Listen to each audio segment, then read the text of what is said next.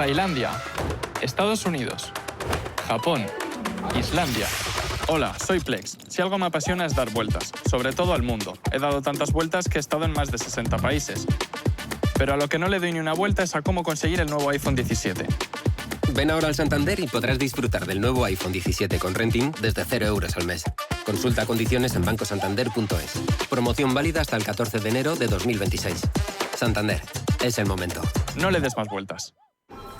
¿Cómo te gustaría el café de tu oficina? Me gustaría un café bueno y que cambie vidas. Pues eso es Filantrópico. Buen café y buenas personas. ¡Qué bueno! Bueno y bueno. Infórmate de cómo el café de tu oficina puede cambiar vidas en filantrópico.es. El 12 de noviembre llega a Madrid la tercera edición de Mind, Madrid Investor Networking Day, el gran encuentro de la gestión de activos y wealth management. Más de 60 speakers, 30 expositores y 1000 profesionales reunidos en un solo día. Conecta con los líderes internacionales de la inversión. Si eres profesional de la inversión, entra en eventomind.com e inscríbete con el código Intereconomía25. Colabora Ayuntamiento de Madrid.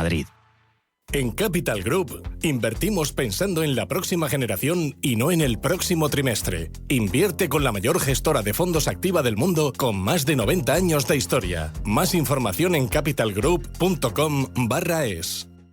En Janus Henderson Investors creemos que trabajar juntos es mejor, con tus objetivos y nuestra experiencia en perfecta armonía. Janus Henderson, invirtiendo en un futuro mejor, juntos. Capital en riesgo, comunicación de marketing. Este puente de diciembre vive la magia navideña con Soltour desde A Coruña. Siente el encanto de Praga o adéntrate en los colores y aromas de Marruecos desde solo 890 euros todo incluido. Tus escapadas perfectas te esperan con vuelos directos desde A Coruña el 5 de diciembre. Reserva ya en tu agencia de viajes más cercana. Toda la actualidad e innovación en el sector inmobiliario en Intereconomía Inmobiliario.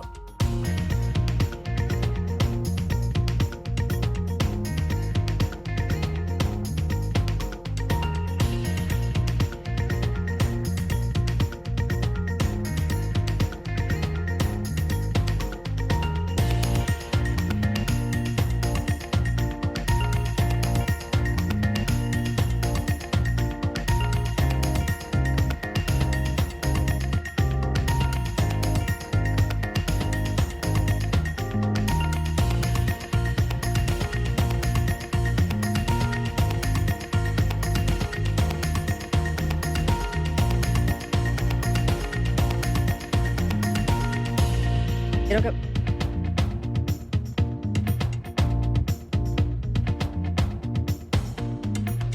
¿Qué tal? ¿Cómo están? Buenos días. Bienvenidos una semana más a este programa Intereconomía Inmobiliario. Bienvenidos a este programa en el que hoy reflexiona y analiza sobre un asunto al que queremos prestarle especial atención porque bajo el título Construcción con madera y gestión forestal sostenible nos hemos propuesto esta mañana hablar de la madera como eje para la descarbonización del parque inmobiliario español. La transición hacia una edificación más sostenible pasa por repensar los materiales que utilizamos y también el papel que tienen los bosques en la lucha contra el cambio climático. Todos recordaremos los grandes incendios que nos acompañaron este pasado verano. Se habló mucho entonces, en aquel momento, de la gestión forestal, pero a veces solamente nos acordamos cuando estos asuntos prioritarios o estas situaciones se vuelven críticas, como ha sido este caso. Es algo que no debemos olvidar, pero sobre todo sobre el que hay que actuar. Por eso el impacto de una gestión forestal activa y sostenible en la prevención de los incendios y también en la economía rural es fundamental, pero más allá de pensar en esa prevención hay una cadena de valor extraordinaria que hoy en este programa vamos a poner sobre la mesa y vamos a hablar sobre ella. Vamos a poner, como les decimos, sobre la mesa esta cadena de valor hablando de por qué se necesitan esas alianzas público-privadas y sistemas de certificación y trazabilidad que garanticen esta cadena de valor responsables del bosque, industria y de la construcción. Es algo que generaría oportunidades de inversión y de empleo cualificado por la gestión y esa transformación local de la madera en nuestro país. Es algo que podría convertir a España en un referente europeo de construcción con madera, con la industrialización como motor de esa competitividad y también la modernización del sector de la construcción, teniendo en cuenta la madera como material clave en la reducción de emisiones frente al hormigón y también al acero. Por eso hoy queremos hablar, realizamos un diálogo imprescindible para comprender cómo la madera puede ser esa gran palanca de cambio en el sector inmobiliario y también esa palanca de cambio para la economía en nuestro país. Comenzamos.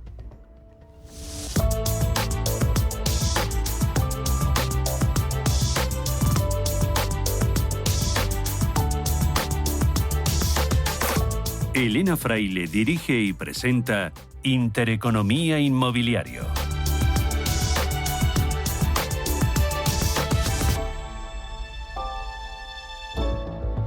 Y aquí comenzamos a hablar de esa cadena de valor que decía yo extraordinaria. Vamos a analizar si España se puede convertir en un referente europeo hablando de construcción de madera, o sea, qué políticas son necesarias, o esas políticas públicas necesarias para impulsar también este cambio, también cómo equilibrar ese aprovechamiento forestal con la conversación o la conservación de los ecosistemas. Y abro ya preguntas, abro ya esta gran cadena de valor con los invitados que nos acompañan esta mañana en este especial al que hemos llamado, como les decía, construcción con madera y también gestión forestal sostenible. Juan Antonio Gómez Pintado, presidente de AGFENDER, Asociación para la Gestión Forestal y Edificación de Madera. Bienvenido, buenos días, ¿cómo estamos? ¿Qué tal? Hola, muy buenos días, Elena. ¿Qué tal todo? Fenomenal, encantado de estar aquí contigo en el programa. Me encanta la asociación porque nació hace nada, hace tan solo unos meses. Bueno, en agosto, para ser más exacto, se inscribió en el registro el día 28 de agosto. ¿Con qué objetivo, Juan Antonio? El objetivo es el unir dos sectores que yo creo son importantísimos en la economía española, la gestión forestal, y todos, lo comentabas al principio del programa, todos hemos vivido el dramatismo de los incendios durante este verano y cómo hay que tener esa gestión sostenible para evitar, no se van a evitar 100%, pero desde luego se van a reducir de una manera drástica los incendios. Y luego conectarlo con el mundo de la edificación. Había, y así lo pensamos, ¿no? Hay asociaciones que se dedican a la gestión forestal, hay asociaciones que se dedican al mundo promotor, pero no había ninguna que uniese las dos verticales de los dos negocios. Y por eso pensé que en su momento que era necesario tener esta asociación para impulsar todo lo que has dicho maravillosamente al inicio del programa, ¿no? Lo que decía yo, Juan Antonio, es una cadena de valor extraordinaria, pero muchas veces hay que darse cuenta de lo que puede ser como palanca de cambio para la construcción en nuestro país, para esa industrialización y también como una industria propia, ¿no? Para enfrentarnos y competir también con otros países a los que quizás miramos de manera diferente, pero que nosotros tenemos algo maravilloso, extraordinario, para poder construirlo también aquí. Estamos en un momento clave y estamos en un momento de transición de nuestro sector, del sector inmobiliario, donde tiene que aparecer ya de una manera definitiva la industrialización, que tanto tiempo llevamos hablando con ella, y la madera es el material perfecto para poder industrializar. Si además tenemos en cuenta toda la regulación que nos viene desde Europa y que tenemos que cumplir en el 2030 y en el 2040, que ya hay otro paso intermedio para llegar al 2050 con la descarbonización total del parque inmobiliario, el mejor material para conseguir esto es la madera, sin ninguna duda. Quiero presentar a Pablo Sainz, cofundador de Budea y autor también de un libro tan interesante que yo me he leído varias veces, como es La Casa Industrializada. Pablo, bienvenido. Pues ¿Cómo estamos? Buenos días, ¿qué tal? Pues fenomenal, Elena. ¿Has encontrado un poquito de tráfico al entrar? He encontrado, fíjese, un contenedor de una obra. ¿Ah, no sí? podía ser No una me cosa digas. tan paradójica. ¿Ahí no había venir. madera? No era de madera, No era de estaba madera. lleno de escombro. Sí.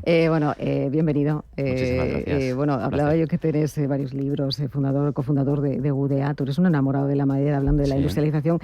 Eres de esas personas que reflexiona y analiza sobre este sector y lo hace con una visión de futuro, con amplias miras, ¿no? Para saber dónde estamos y dónde podemos estar en unos años. Hablando de industrialización, hablando de madera, si España hace los deberes, ¿dónde podríamos encontrarnos dentro de 10 años, Pablo? Pues en un mundo maravilloso.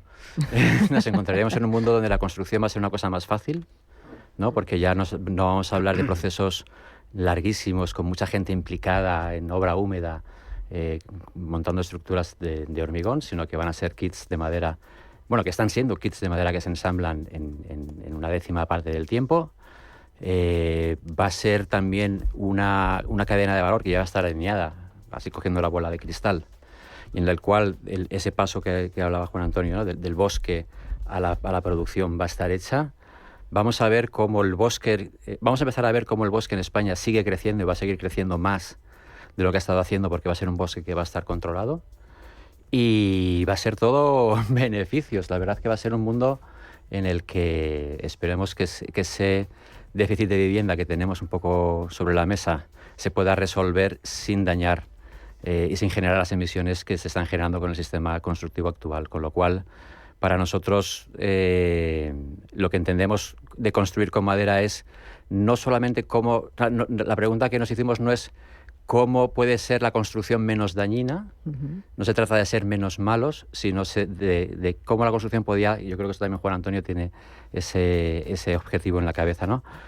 Cómo la construcción puede llevar a cabo un cambio positivo y que afecte a muchos sectores. Y construir en madera para nosotros va a tener ese círculo virtuoso en el cual no solamente se logre descarbonizar por un lado, sino que las masas forestales, la biodiversidad, el empleo rural crezca en nuestro país, ¿no? Por eso estamos aquí, para hacérselo entender también a los oyentes y que también piensen en esa cadena de valor, en ese círculo virtuoso del que tú hablabas. Ahora seguimos hablando de modelos de ordenación, de gestión forestal en España, de cómo lo están haciendo las comunidades autónomas, que hay muchísimo por hablar. Pero quiero saludar también a José María Quirós, delegado de industrialización de AEDAS. José María, bienvenido, buenos días. ¿Cómo estamos? ¿Qué tal? Buenos días, Elena. Encantado de estar aquí. Igualmente. Todo fenomenal. La industrialización ya no se puede entender sin la madera, José María, en este momento. A ver, para industrializar necesitamos materiales distintos a los que en la construcción tradicional utilizamos, ¿no? No podemos seguir utilizando materiales que requieren una mano de obra muy especializada y muy numerosa además, ¿no? Y que además son de formatos pequeños, ¿no? Y pesados. Entonces, la gran ventaja de la madera, aparte de la sostenibilidad que tienen, que es el material más sostenible que hay, es que es perfecto para industrializar. Es tan fácil de mecanizar. Y luego tiene eso que hablaba de la ligereza, es fundamental en la madera, ¿no? Uno de los grandes problemas que tiene a veces la construcción industrializada es todo lo que mueve la logística, ¿no? Son materiales pesados que hay que transportar desde fábricas hasta las propias obras. A veces con más allá de 200, 300 kilómetros lo hace inviable económicamente, ¿no? Y sin embargo la madera con esa ligereza nos permite incluso llevarla a las islas, ¿no? Como hacemos nosotros en muchas de esas promociones, ¿no? Yo creo que si hablas de industrialización, antes o después te acabas encontrando con la madera como material idóneo para utilizarla, ¿no? Ahora hablamos también sobre importación de madera, de cómo nos podemos convertir sin importar madera en ese gran motor. Pero hablabais de reglamentación, hablábamos de hay que analizar todos los parámetros, y Ana Rodríguez es consultora en finanzas sostenibles de AFI, de Analistas Financieros Internacionales. Ana, bienvenida, buenos días. Hola, buenos ¿Qué tal? días, ¿Cómo Elena? estamos? Muy bien, un placer estar Igualmente, aquí. decíamos, es que hay que valorar todas las oportunidades, es lo que estamos haciendo aquí en este círculo, como decía Pablo, virtuoso, que hay que saber lo que ofrece la industrialización en madera. Hay que mirarlo desde el punto de vista del empleo, desde el punto de vista de la transformación y también la revitalización de esas zonas locales, ¿no? Para aumentar ese valor añadido de las mismas, lo que significa la trazabilidad, la transparencia y lo que hay que hacer, ¿no? Y no hablar también de greenwashing, ¿no? Sí. Bueno, pero por ejemplo, en el sector forestal sí que tenemos herramientas que van a permitir, bueno, pues eliminar ese greenwashing o eliminar aquellos falsos mitos que existen sobre el sector forestal utilizado para la construcción, ¿no? Por ejemplo, bueno, pues existen planes de ordenación, planes de gestión sostenible para gestionar adecuadamente las masas forestales, y en esos documentos se viene detallado con un rigor técnico excelente, en el cual se dice cómo se puede gestionar bien esa masa para aprovecharla para ese uso que pueda ser la construcción con madera, ¿no? Entonces, eso es lo que garantiza realmente que todo el recurso forestal, en este caso la madera, que se va a poner a disposición para construir las casas o utilizarse en la edificación, va a ser sostenible y va a garantizar pues esa conservación de los bosques, efectivamente que esa madera va a ser con la mejor calidad para poder garantizar esa habitabilidad, esa construcción eficiente suficiente. Por lo tanto, yo creo que, no sé, en ese sentido, creo que el greenwashing, utilizando esas dos herramientas que tiene el sector, creo que con eso quedaría lo suficientemente garantizado que no se está utilizando la madera de manera inadecuada, ¿no? Aparte, decía yo, repercutiría también, es una oportunidad también para el empleo de esas zonas más locales, que es donde se podría desarrollar esta industria en los próximos años, para revitalizar estas zonas locales, que es fundamental. Sí. De hecho, la mayoría de las masas forestales que son susceptibles de ser aprovechadas, pues en este caso para la construcción, se ubican en lo que llamamos la España vaciada.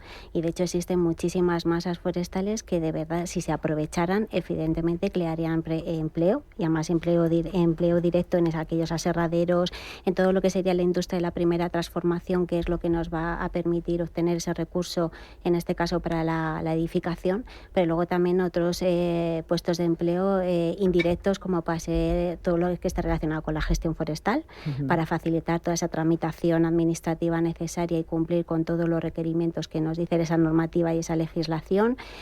También los propios proyectos que tienen que estar asociados a ese aprovechamiento, a esa silvicultura, a la realización de esos planes de ordenación y de gestión, y luego evidentemente esa fijación de población en esas zonas rurales, porque evidentemente una vez que tenemos esos puestos de trabajo, pues lo siguiente es fijación de población, y luego ya todas las consecuencias que están asociadas por tener ese desarrollo rural.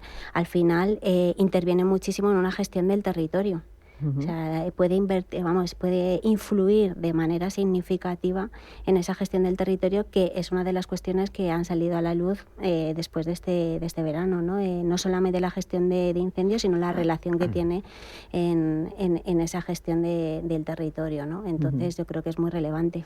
Pues vamos a empezar por ahí, si os parece. Vamos a hacer ese círculo extraordinario y maravilloso, vamos a poner en valor, porque, claro, la primera pregunta a la que os voy a trasladar es si podemos decir que la construcción en madera es una forma de conservar y proteger nuestros bosques, porque decía yo que se necesitan esas alianzas público-privadas, esos sistemas de certificación, y os voy a... porque ayer ocurría algo en Galicia, que venía de Vivienda. Vivienda realizó un encuentro en el que el secretario general de la Agenda Urbana, Vivienda y Arquitectura, Iñaki Carnicero, en este foro trató de fortalecer ya los vínculos entre el sector forestal y la construcción, impulsando precisamente el uso de la madera como material estratégico en esa transición ecológica. Hay que empezar por aquí. Tenemos que estar todos alineados en las estrategias. Son buenos comienzos, ¿no? Y la pregunta es si podemos construir o el futuro de la madera como forma de conservar y de proteger nuestros bosques. Empieza por ahí, Juan Antonio. Sí, sin duda. Empieza con la colaboración entre lo público y lo privado. Fundamentalmente empieza por entender cómo funciona la gestión forestal, dónde están los retos, dónde están las oportunidades, y dentro de esos retos qué podemos hacer para mejorar esta gestión, que creo que lamentablemente en España pues está muy desfasada con respecto a lo que se están haciendo en otros países. Se toman siempre medidas muy cortoplacistas, siempre se ha pensado más en la inversión para la extinción de los incendios que para la prevención, pero porque tradicionalmente el sector de la madera ha sido un sector de poco valor añadido o agregado en su actividad. Básicamente la madera se ha dedicado en España al embalaje, a los pellets para las calefacciones y poco más. Entonces esto ha sido siempre un problema. Por eso yo entendía que uniendo los dos sectores, un sector que necesita de esa industrialización, como es el promotor inmobiliario, necesita de la industrialización, qué mejor que ser la palanca que tire del sector forestal. ¿Hay que hacer muchos cambios? Hay que hacer muchos cambios.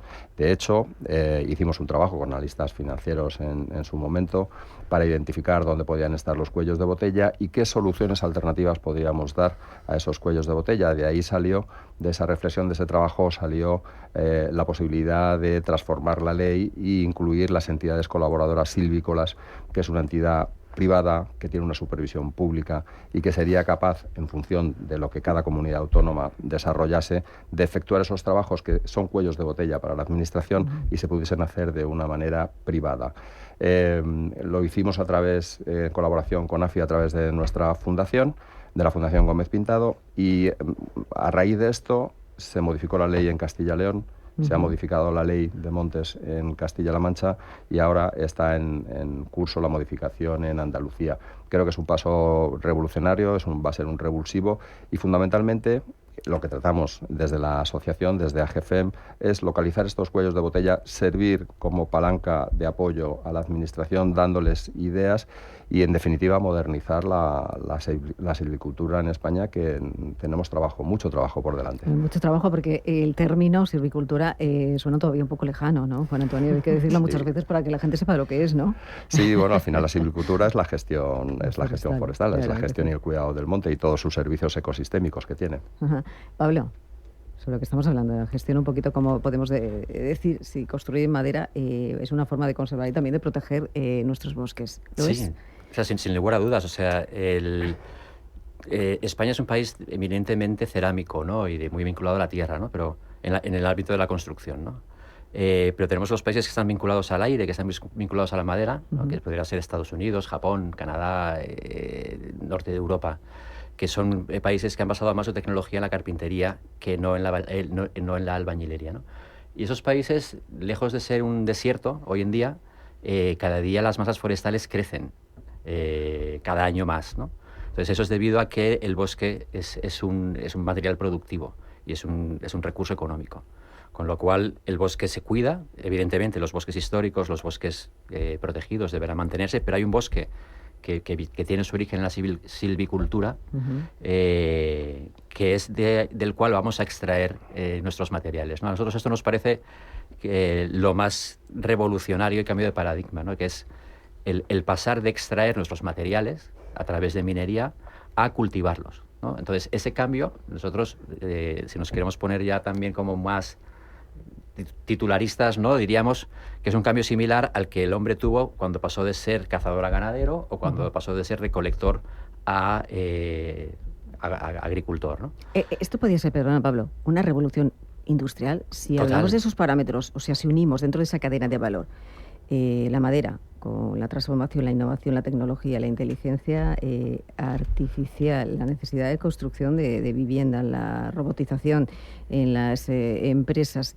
Si unimos todo esto, podemos estar ante una, entre comillas, revolución industrial. Totalmente, sí. O sea, la madera ha sido un material de la construcción hasta entrado siglo XIX, ¿no?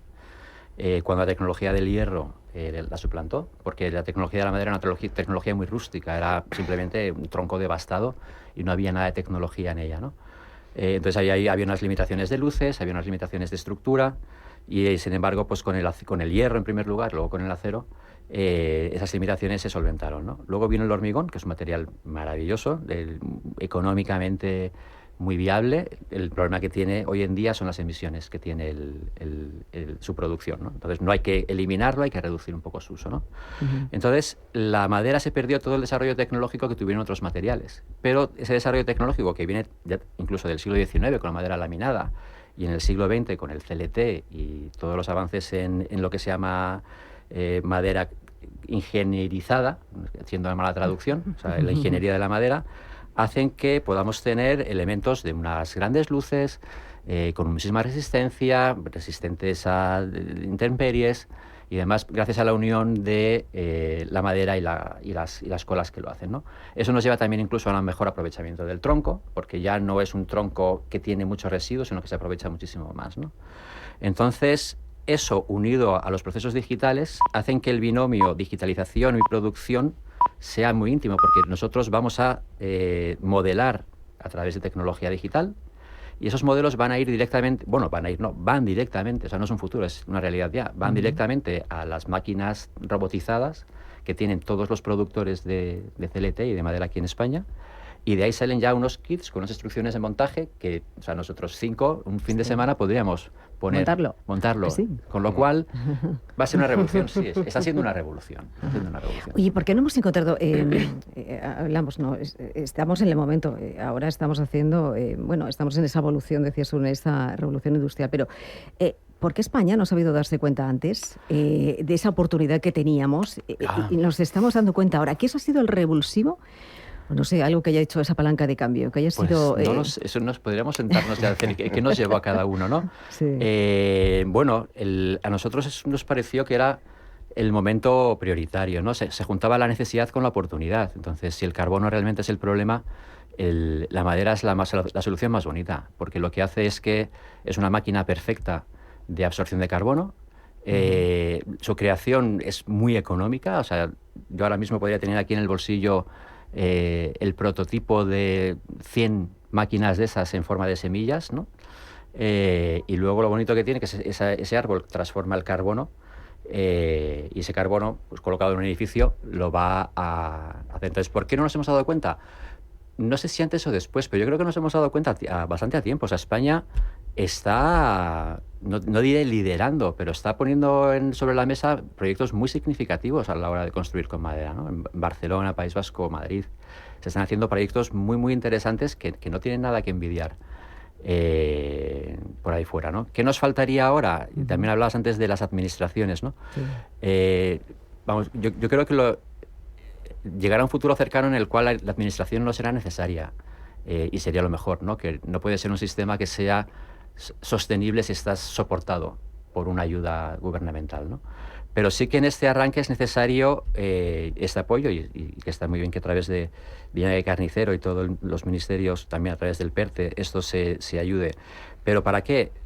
Para ayudar a esa tecnología nueva que en principio tiene más complejidad de competir en precio con el hormigón, porque la tecnología más barata es la tecnología más accesible y el hormigón es la que es la tecnología más accesible, a llegar a ser competitiva. Pero va a ser competitiva simplemente por volumen, no porque haya que estarla financiando, ¿no?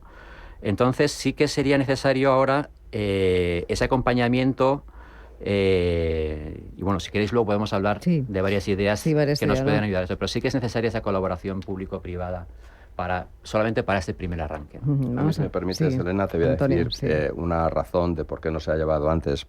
En la España del desarrollismo aparece el acero y aparece el hormigón, y también aparece luego, yo creo que a partir de los años, a finales de los 70, los 80, lo que son los movimientos ecologistas primero, luego los medioambientalistas, que han transformado su calificación, su calificativo de cómo se llaman, ¿no? Entonces, hay se genera un ideario a nivel social donde el monte no se puede explotar. Y eso yo creo que ha ocasionado, los urbanitas, cada vez que vamos al monte pensamos, bueno, qué barbaridad, una procesadora. Se conserva solo, ¿no? Se conserva una procesadora, ¿qué tal? Esa filosofía, ese ideario, yo creo que está cambiando también por parte del mundo medioambientalista, y donde se ha visto claramente que para España, que tiene la tercera masa forestal en tamaño en Europa, si queremos preservarla y no que se nos quemen 400.000 hectáreas como ha pasado este verano y que ya nos pasó en la Sierra de la Culebra no hace tampoco muchos años, y también nos pasó en Guadalajara, si queremos conservarlo, el monte se tiene que explotar y tiene que tener rentabilidad y tiene que ser viable económicamente. Y ese concepto no estaba interiorizado. Que se puedan extraer recursos del monte y que sea rentable generando puestos de trabajo y ver las procesadoras trabajando en un monte era algo a lo que no estábamos acostumbrados. Decía yo, hablabas de los incendios, ¿no?, que hay que poner sobre la mesa. Es que no debemos olvidar lo que ha ocurrido, ¿no? Con una masa forestal. ¿Cuánto tenemos de masa forestal en España? Y el coste, Elena. Hablábamos al principio del coste que tiene y el presupuesto que se dedica a la extinción de incendios. A pagar una hectárea de monte nos cuesta 19.000 euros cada hectárea.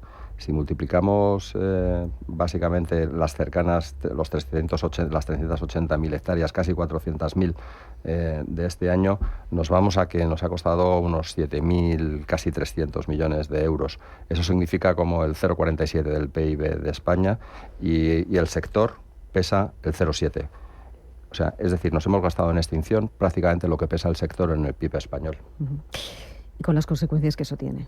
Con las consecuencias que tiene tan desastrosas, ¿no? A nivel medioambiental.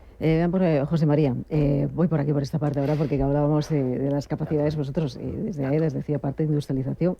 Claro, no sé si qué capacidades veis vosotros, industriales o tecnológicas. ¿Cuáles son las que están faltando hoy en España para ser competitivos, por ejemplo, con otros países en los que son países punteros en industrialización, como son Alemania, Francia o, por ejemplo, Australia? A ver, nosotros no vemos que haya una falta de tecnología en España, ¿no? Y de capacidades de momento tampoco, ¿no? Yo creo que se espera una gran demanda que puede poner en bastante carga las fábricas, ¿no? Esto de la tecnología, se han abierto en España una serie de fábricas, Lignuntec en Cuenca, Egoin en Vitoria, una serie de fábricas absolutamente robotizadas y digitalizadas y muy mecanizadas, ¿no? Yo creo que una de las cosas que hay que hacer es una labor de divulgación en la madera, ¿no? Eso al que se refería Juan Antonio. Bueno, el sector de la construcción es bastante inmovilista por lo general, ¿no? Los cambios cuestan mucho hacerlos. Seguro que el paso ese que hablábamos de la madera al acero y al hormigón, seguro que fue traumático, ¿no? Y ahora, sin llegar a ser traumático, cuesta mucho, ¿no? Y hay que hacer una campaña de divulgación y vencer ciertos mantras que hay, ¿no? El primero es que cuando construimos en madera se desforesta el país. Bueno, pues es todo lo contrario, ¿no? A borrarlo. O sea, y eso nos está costando, ¿no? Es que es todo lo contrario lo que se produce, ¿no? La madera arde. Bueno, pues claro que arde la madera y todos los materiales de construcción, pero arde de una manera ordenada y previsible, no como le pasa, por ejemplo, al acero, que no es previsible en qué momento va a haber ahí un problema, ¿no? Por eso yo creo que eso es lo primero que tenemos que hacer, ¿no? Una campaña, eso es lo primero que echamos en falta, ¿no? Y luego, afortunadamente, como tenemos ya varios casos, Paula lo decía, de grandes edificios construidos en madera, nosotros hemos hecho 7 promociones ya en madera.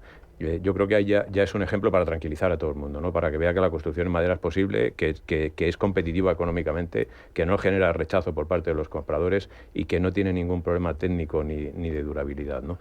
Y luego hay un pequeño tema que no es tan pequeño, yo creo que de industria inmadura, ¿no? Y no es achacable a la industria de la madera, y son los equipos de montaje que nos hacen falta para montar los componentes que fabricamos con madera, ¿no? Ahí estamos notando un cuello de botella importante, ¿no? Uh-huh.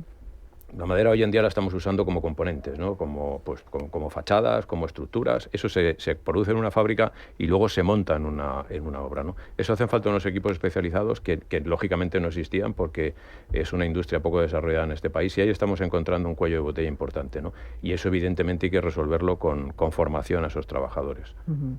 Es importante, decimos, la formación, Ana. Uh-huh. Aquí, decíamos, estas oportunidades, esos retos, es fundamental la formación y también garantizar, dentro de lo que hablamos, de esa inversión también forestal, uh-huh, la trazabilidad, la transparencia, las certificaciones. Uh-huh.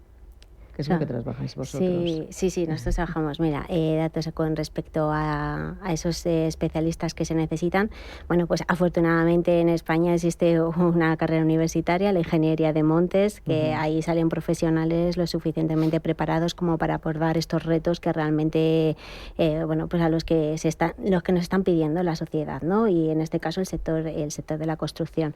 Dentro de esa carrera existe una especialidad que se llama la tecnología de la madera, que efectivamente va a resolver o va a intentar pues dar soluciones a todos estos retos que está planteando los nuevos sistemas constructivos, la industrialización de la construcción, etcétera, ¿no? Entonces ahí tenemos un gran potencial, ¿no? que debería de conocerse y que pues que se sepa que existe y que lógicamente hay que empezar a desarrollarlo. De hecho, también en esa universidad aquí en Madrid pues también existe un máster de construcción en madera, y ahí ya se desarrollan espectaculares profesionales, tanto arquitectos como ingenieros de montes, como cualquier ingeniería o ingeniero que esté pues capacitado para poder abordar este tipo de proyectos. O sea que hay muchísimos profesionales. Y luego ya centrándonos un poco más en la parte más técnica, también es fundamental tener carpinteros, o sea, no solamente técnicos. O sea, los carpinteros son fundamentales porque tienen una experiencia, saben del conocimiento del tratamiento de la madera y efectivamente son los que van a ayudar a que ese producto final que ya se ha desarrollado y se ha diseñado con esos desarrollos tecnológicos que son fundamentales, pues evidentemente cumplan las garantías y luego también, pues que sea bonito, o sea, no solamente sea funcional, que además seas capaz de aprovechar en esencia la madera, porque la madera con los cortes adecuados es preciosa. O sea, realmente, o sea, es muy bonita, puede llegar a tener dibujos muy bonitos de manera natural, ¿no? O sea, que entonces ahí también sería, vamos, pues que hay que potenciar todas esas necesidades, que efectivamente es un cuello de botella, ¿no? El tener esos profesionales, pero bueno, que hay carreras profesionales para poder, bueno, pues sacar profesionales al mercado laboral, ¿no? Con todas estas oportunidades, ¿podría España, vamos a hablar, convertirse en un referente europeo dentro de la construcción con madera? Os voy a lanzar así la pregunta, luego hablamos también de la gestión forestal por comunidades autónomas, que lo ponías tú sobre la mesa. ¿Qué hay que hacer? ¿Qué pueden hacer también los ayuntamientos? Pero por empezar a dar un 360 en un círculo virtuoso, ¿puede convertirse España en un referente europeo? No sé si nos queda mucho, nos queda poco, estamos en ese camino, la evolución está siendo buena. ¿Cómo estamos con Antonio? Nos queda mucho. ¿Nos queda mucho? Sí, sí, nos ¿Tanto queda como mucho. 10 años o más? Yo creo que daba la clave José María. Al final el sector promotor es bastante inmovilista y se producen cambios, y cada vez que se han producido han tardado tiempo. Luego, la verdad es que cuando el barco se pone en marcha, la inercia que tiene es grande. Y voy a poner un ejemplo. Yo me acuerdo el rechazo que tuvo el sector cuando apareció el Pladur, por ejemplo, ¿no? No había manera de cambiarlo. Hoy, sin embargo, pues ya nadie se plantea hacer una casa con tabiquería tradicional o con yesos. Ya prácticamente todo se hace con Pladur. Pues aquí pasa exactamente lo mismo. Tenemos, yo creo que mucho trabajo por delante. Tenemos los fundamentales. Tenemos el monte, somos el tercer país que tiene más capacidad de madera aprovechable de toda Europa. Tenemos una industria incipiente pero moderna, que vamos viendo, y cada vez que vamos hablando con más empresas vamos viendo cómo hay nuevos proyectos para desarrollar la madera a nivel de industrialización. Y yo creo que nos falta probablemente en la comprensión por parte de las administraciones, de ver el cambio que se está produciendo y que vaya más allá de un apoyo verbal. Yo no soy partidario de las subvenciones, no las quiero. Creo que el negocio tiene que ser rentable por sí mismo, ¿no? Pero que se facilite lo que es la gestión. Si cada vez que tenemos que acudir a desarrollar un plan de ordenación, si cada vez que necesitamos que las administraciones hagan los marcados de los árboles que hay que extraer, y eso genera y es un problema, lo que estamos haciendo es no tener recurso de la materia prima. Y lo que no se puede montar fábricas, no se puede hacer montar fábricas si no tienes garantizado el recurso, si no tienes garantizado tu materia prima. Esto es un poco lo que nos está pasando en la vivienda, es muy similar. Parecido. Oye, tenemos un problema de oferta porque nuestra materia prima no está disponible con la suficiente cantidad como para poder dar contestación a esa demanda que tenemos tan brutal. Entonces, contestando ya a tu pregunta, creo que nos queda mucho tiempo, estamos en el buen camino, hay que trabajar, hay que hacer de este sector un sector, o de la unión de los dos sectores, hay que hacer un sector moderno, que nos dé la capacidad de competir con los países europeos, porque la materia prima, insisto, la tenemos. Pablo. Sí, totalmente. Sí, yo estoy con Juan Antonio. O sea, queda mucho trabajo por hacer, pero eso también es lo bonito, ¿no? O sea, cuando ves que no tienes margen de mejora, pues igual es más deprimente que cuando ves que tienes mucho margen de mejora, ¿no? Entonces, lamentablemente eso, teníamos una madera maravillosa en este país, con unas capacidades estructurales brutales, y mejor que ciertas maderas centroeuropeas, pero teníamos una industria y un ecosistema muy desconectado y de muy poco valor añadido, ¿no? Entonces, es necesario ir poco a poco. La gestión forestal también es una cuestión que llevamos hace tiempo reclamando como una de las palancas que eran necesarias para que esto se moviera. Entonces, pues ya estamos en el camino. Luego el tejido industrial, también a través del PERTE, a ver si se actualiza, ¿no? Porque es difícil encontrar, salvo productores de CLT en España, productores de otro tipo de componentes de madera tecnificada, ¿no? Y no hace falta una tecnología muy grande ni muy cara para implementar, ¿no? Pero en lugar de ir a madera serrada, que es la mayor parte del material que se vende en este país, pues que se venda una madera tecnificada, pues eso, que tiene mejores potencialidades, mayor uso, más resistencia, y la inversión no es demasiado grande, ¿no? Entonces, tenemos que ir poco a poco. Yo tampoco creo en esas imágenes de ¿puede España, o sea, podemos liderar? Podemos acompañar y podemos participar, ¿no?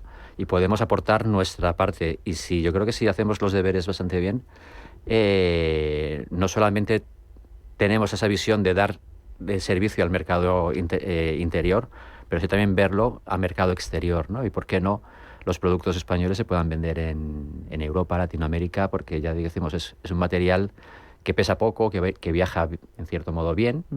Y nada, la cuestión es que empecemos poco a poco y en todos los puntos de la cadena de valor hasta llegar a crear una industria necesaria, ¿no? Estábamos hablando de poco a poco de esa gestión forestal de las comunidades autónomas, de lo que están haciendo. Hablabas, Juan Antonio, de Castilla-La Mancha, de lo que se había hecho. Pero también aquí tienen tendrían que involucrarse también los municipios, es decir, los pueblos. Es fundamental, pero ¿qué se puede hacer para que se involucren más dentro de lo que son esos planes urbanísticos o de lo que es esa vivienda pública? ¿Qué se puede hacer? ¿Qué tienen que hacer? ¿Qué deben hacer? Para la involucración de los ayuntamientos, al final, digamos que las comunidades autónomas lo que proveen es del paraguas, es de la ley que te permite hacer una determinada gestión. Pero luego la realidad de estos territorios y de estos municipios, te encuentras con mancomunidades que Castilla-La Mancha, por ejemplo, tiene la mancomunidad del Alto Tajo, que son unos 20 municipios más o menos, pero que la falta de recursos que tienen es enorme. Es que tienen a lo mejor para esa mancomunidad un solo secretario de ayuntamiento. Es que cada vez que ellos quieren hacer, pues por ejemplo, un pliego para hacer un concurso, para sacar madera a subasta, es que tardan meses en hacerlo. Entonces, la idea de, oye, si te faltan esos recursos, porque no dejas de ser la España vaciada, y es que es la realidad. Yo preguntaba al alcalde de la mancomunidad, oye, pero en estos municipios, ¿cuánta gente vive? Y me preguntó, ¿en verano o en invierno? Y digo, pues en invierno, que me imagino que es cuando no tenéis los visitantes, ¿no? Y me hablaba, dice, bueno, pues entre los 20 municipios llegamos a 1.200 habitantes. Entonces, claro, cuando te encuentras en esa realidad, pues te das cuenta que si depende de los municipios el que puedan desarrollar sus montes, es muy complicado. Por eso nació la idea de las entidades colaboradoras silvícolas, porque pueden ser las que den apoyo, con supervisión siempre de la Administración, y así lo han entendido las comunidades autónomas, las que den apoyo a estos municipios a la hora de desarrollar esos trabajos que dependen de ellos, no dependen de la comunidad autónoma, pero que no tienen los medios necesarios y los recursos. Y luego, en cuanto a vivienda, hay dos normativas, y vaya por delante, porque voy a decir una cosa sobre el hormigón. Yo creo que la construcción del futuro tiene que ser con materiales híbridos, no solamente puede ser madera, será con madera, con hormigón, con híbridos, con acero. Pero la madera tiene que tener su lugar, no me cabe ninguna duda, y un lugar tan preponderante como pueda ser el del hormigón, ¿no? Que se ponga en valor por parte de los municipios, que se ponga en valor por parte de las comunidades autónomas, que este recurso tiene un impacto tan positivo dentro del CO2, de esos objetivos que tiene que conseguir España de aquí al 2030 o al 2050, como primer eslabón, ¿no?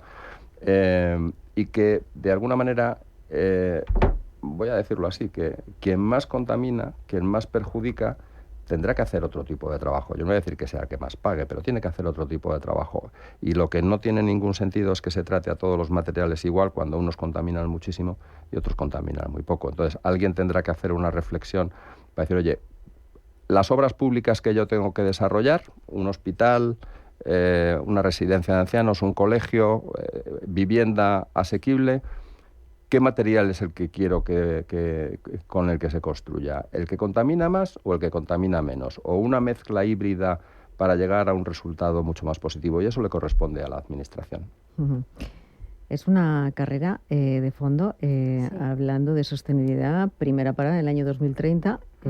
Difícilmente muchas veces las empresas van a conseguir ser tan sostenibles como se creía en un principio. Y la segunda parada en 2050. ¿Cómo nos encontramos, Ana? Bueno, nos queda todavía recorrido, ¿eh? No sé si al 2030 llegaremos, al 2050 esperemos que sí, porque es un plazo largo de tiempo, pero yo creo que sí que lo conseguiremos. Y ahí, evidentemente, la madera creo que es un material que, bueno, pues estratégico para conseguir esos objetivos, porque, como bien se ha dicho, la madera primero mantiene el carbono que es absorbido. Hay parte que se puede desperdiciar en ese proceso de transformación, pero por lo general lo mantiene, y encima si se utiliza en un elemento como es una construcción, construcción que tiene vida infinito, o sea, estamos diciendo que estamos manteniendo el carbono durante muchísimo tiempo más acumulado. Además, siempre se dice que, pues si tenemos una madera en una casa, pues madera que no va a ser susceptible de ser quemada. O sea, y ahí seguimos manteniendo ese carbono.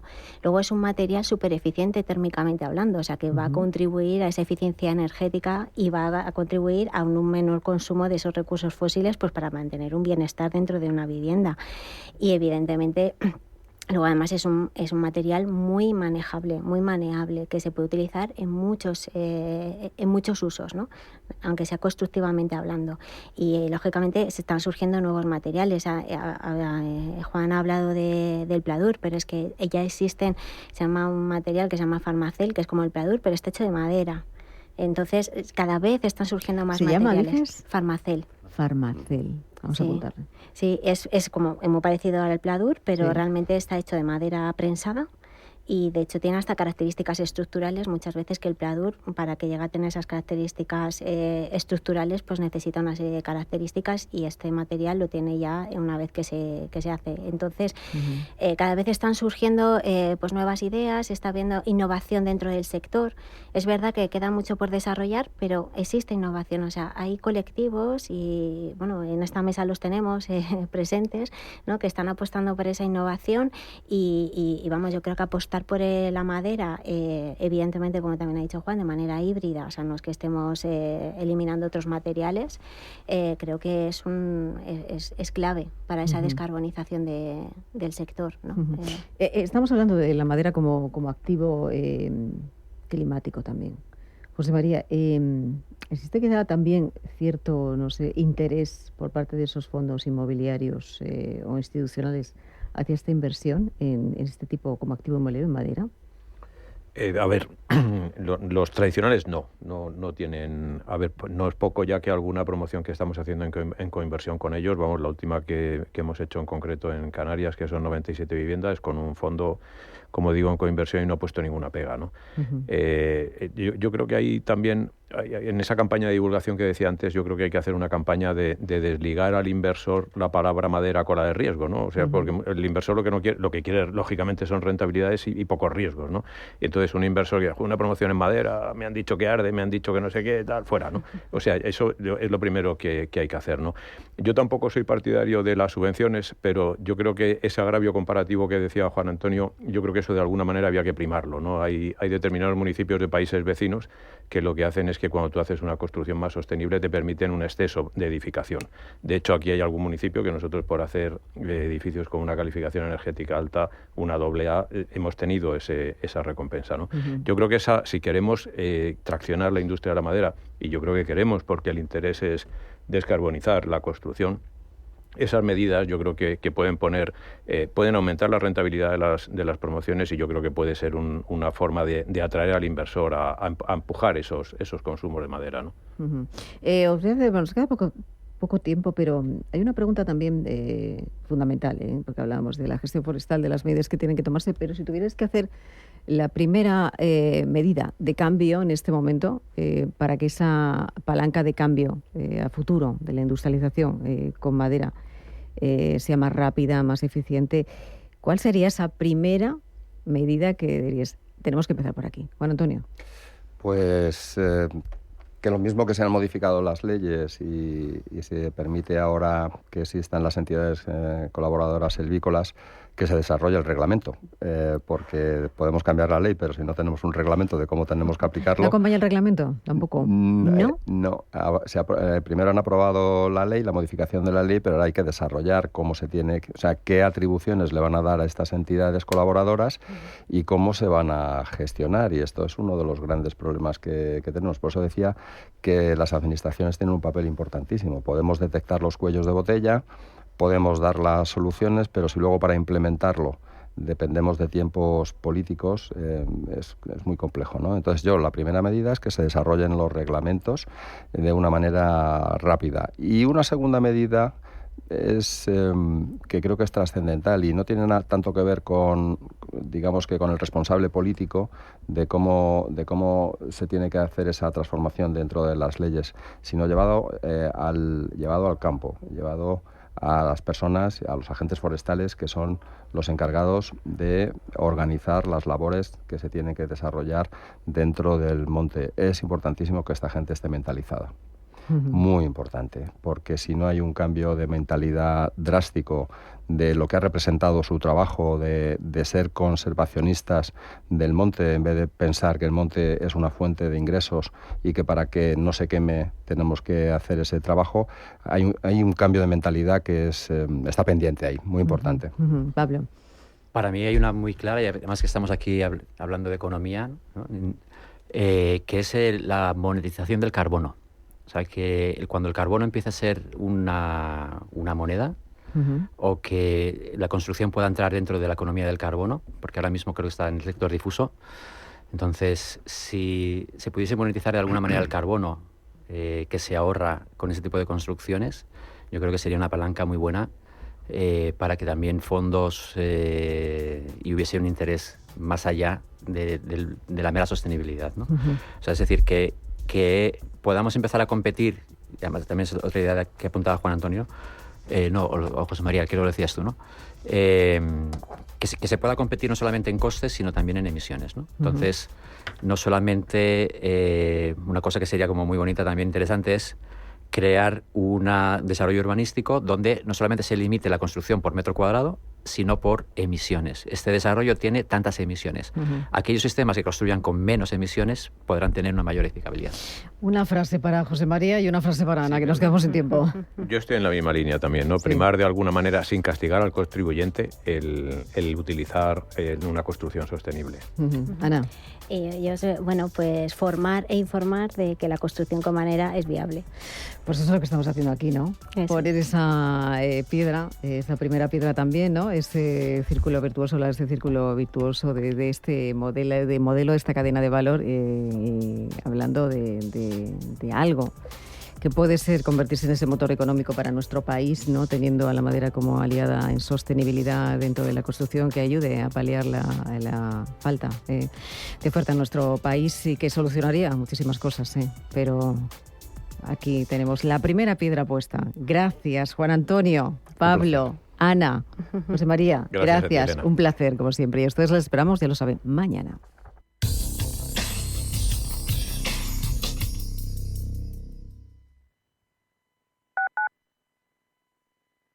¿Buscas rentabilidad para tus ahorros? El sector inmobiliario ofrece buenas oportunidades, pero hasta hace poco no estaban al alcance de cualquiera. Con Urbanitae es posible invertir en las mejores promociones inmobiliarias de Europa desde solo 500 euros con un nivel de riesgo reducido. Tú eliges cómo y cuándo invertir, sin gastos ni comisiones y de manera 100% online. Regístrate gratis en urbanitae.com y haz que tus ahorros trabajen para ti.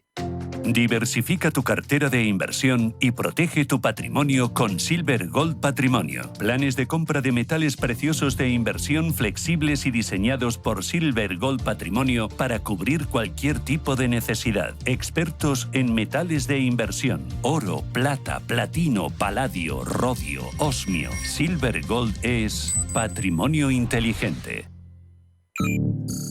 ¿Tienes 1.000 euros y no sabes dónde invertirlos? Olvídate de consejos de cuñados y apuesta por la inteligencia artificial profesional. En investing.com tienes a tu alcance el poder de ChatGPT para analizar acciones. Miles de datos analizados, algoritmos que detectan oportunidades y herramientas profesionales. Y lo mejor, todo gratis. Descarga ahora la app de investing.com y empieza a invertir con cabeza, no solo con corazonadas.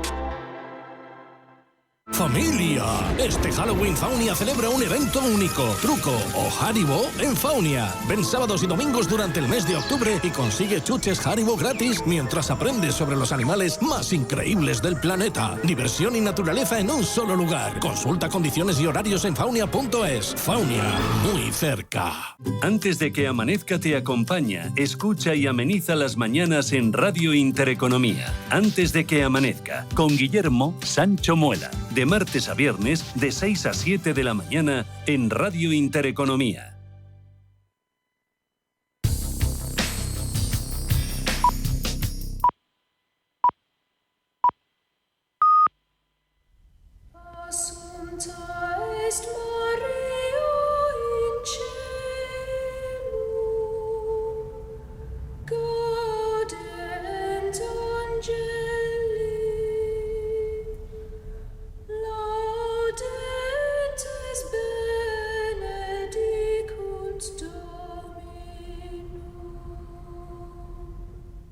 Son las 12 de la mañana, las 11 en Canarias. Radio Intereconomía. Boletín informativo. Buenos días. El presidente de la Generalitat, Carlos Mazón, ha anunciado que el Consell ha declarado el 29 de octubre Día de Recuerdo a las víctimas de la Dana y ha reconocido que hace un año hubo cosas que debieron funcionar mejor. Cuando las riadas provocaron consecuencias devastadoras que hoy seguimos sanando humanamente